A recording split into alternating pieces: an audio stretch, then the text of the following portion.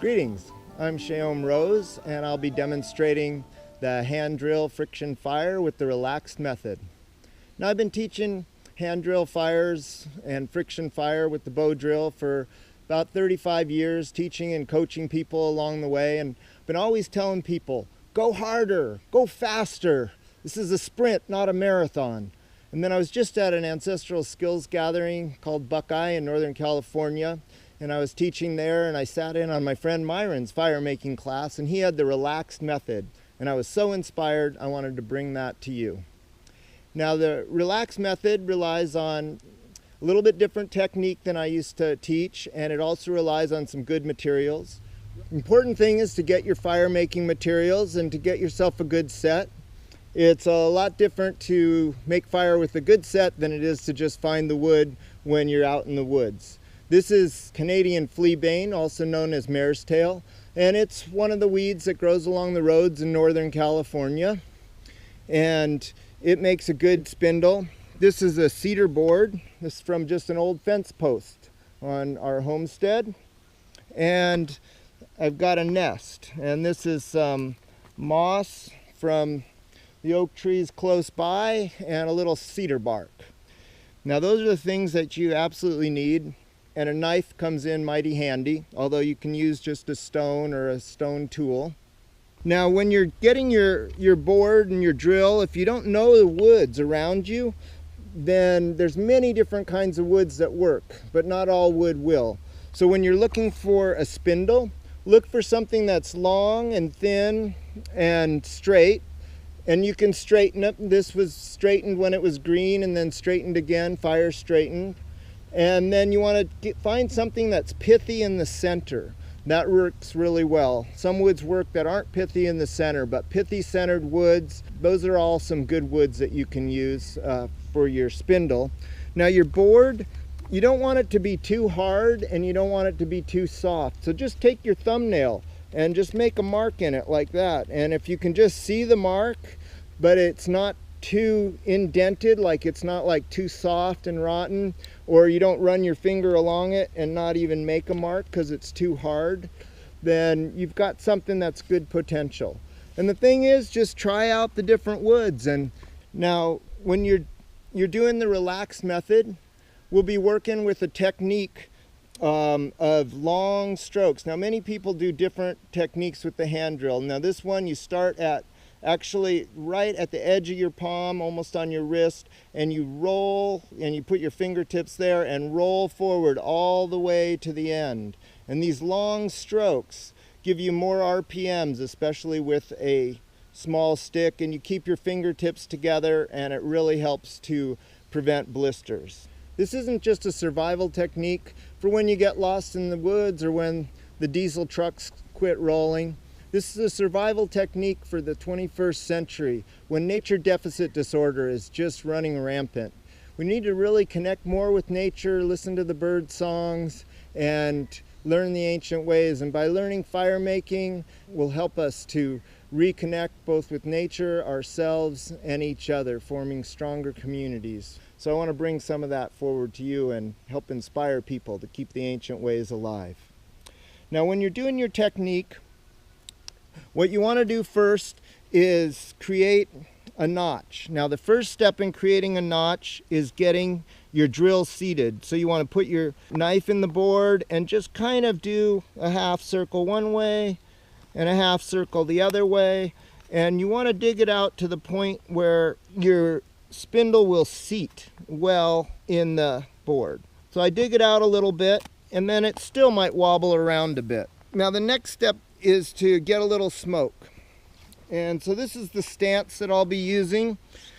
You need to apply speed and pressure. Those are the two things that'll make the friction. So then we start with our drill in the back and move forward. And now I'm just going for a little smoke. I'm not actually trying to get the coal, I'm just trying to get my spindle seated. This is a way to also warm up your board. There's a little smoke. Now once you get a little smoke, you know that your drill is going to be seated in the board. It won't be on the board wobbling all around. It'll be in a good spot. And now you want to cut your notch. Now I like to start with the side facing me. If you have a nice sharp knife, you can cut like this. You're trying to make a notch to the center of your hole. And I start on the side closest to me because I can see it really well. And then I'll go to the other side and I'll open up the back of that notch. Now if you have a sharp knife, this works really well. But if you had a dull pocket knife or maybe a stone tool, then you might want to use a little sawing motion instead. If you have a multi-knife, you can even use the saw on it. So what you want is for your notch to come to approximately almost the center of your hole. And what this does is it creates a space for the coal to drop, and it also creates a space for the air to fan the coal. Now what we're going for is a coal. There won't be any flame coming from the dust made. The flame comes from your nest. Here's the notch, and it notches in, comes to almost the center. Now if I was just practicing, then I would use one of these other notches. But since I'm working on making a fire as a demonstration, or if you were going to do a ceremony, want to show off for your friends, then always carve a new notch, because you've got a lot better chance of getting a fire out of a new notch. Now with your nest, one of the important aspects of the nest is that it be tight. It's not so important on a dry day like today, but I tell you, if it's winter time and your nest isn't tight, you'll just get a face full of smoke and no fire.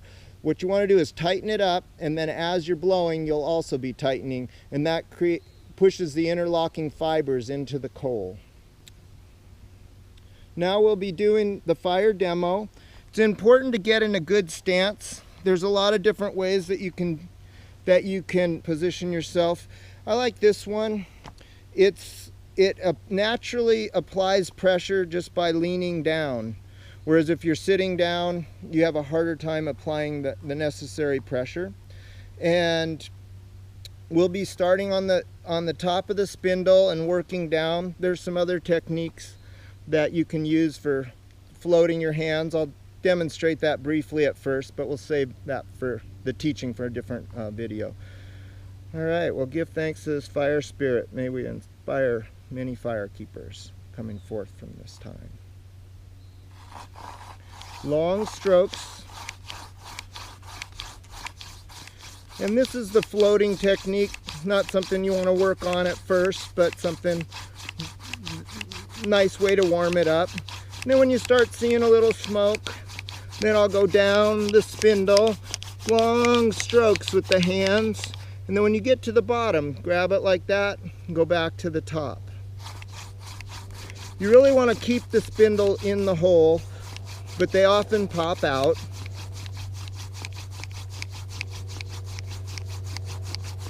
And just go down the spindle.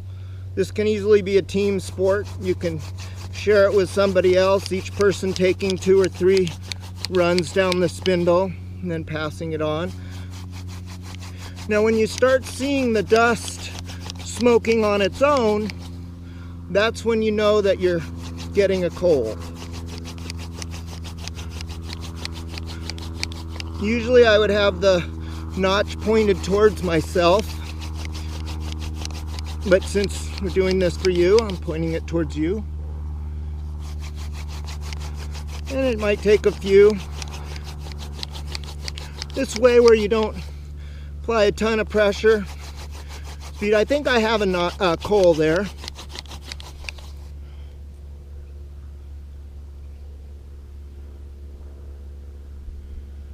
Looks like it. Sometimes it's hard to tell. Now you don't want to be in a hurry. If you have a coal, see it burning on its own, you don't want to get excited and grab the board and spill the coal out onto the ground. You want to just take your time and gently push the coal out. And all this dust is just igniting itself. If you have a little extra dust, you can put it down there. And then you want to gently take the coal And just very gently put it into your nest. And then kind of bring the nest around it. You don't want to blow too hard. Just a gentle breath. By holding it up higher, you get less smoke in your face.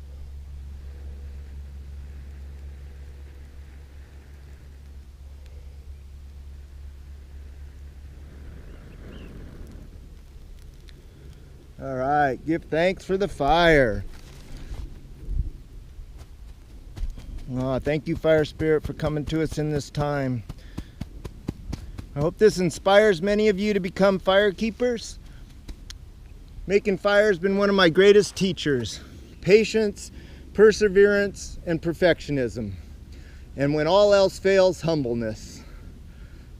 Thank you all, and keep the fire alive. Connect with nature, yourself, your community, and do something good for the world. Thanks a lot.